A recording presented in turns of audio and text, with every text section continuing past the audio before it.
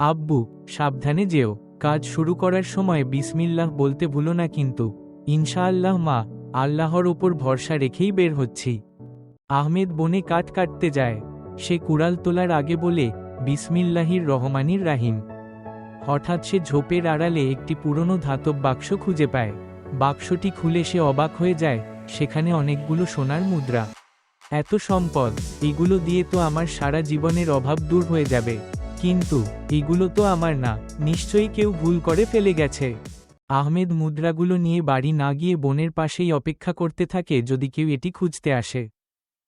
কিছুক্ষণ পর একজন ধনী ব্যবসায়ীকে খুব চিন্তিত অবস্থায় সেখানে আসতে দেখা যায়। আমার সব শেষ, আমার ব্যবসার পুঁজি হারানো মানে আমি দেউলিয়া হয়ে যাওয়া। আসসালামু আলাইকুম জনাব, আপনি কি কিছু খুঁজছেন? এই বাক্সটি কি আপনার? তুমি চাইলে এই মুদ্রাগুলো নিয়ে পালিয়ে যেতে পারতে। তোমার এই সততায় আমি মুগ্ধ। আজ থেকে তুমি আমার কারখানার ম্যানেজার হিসেবে কাজ করবে।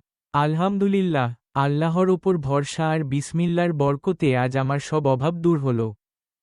আহমেদ বাড়িতে ফিরে মারিয়াকে সব জানায়। তারা দুজনে মিলে আল্লাহর শুকরিয়া আদায় করে।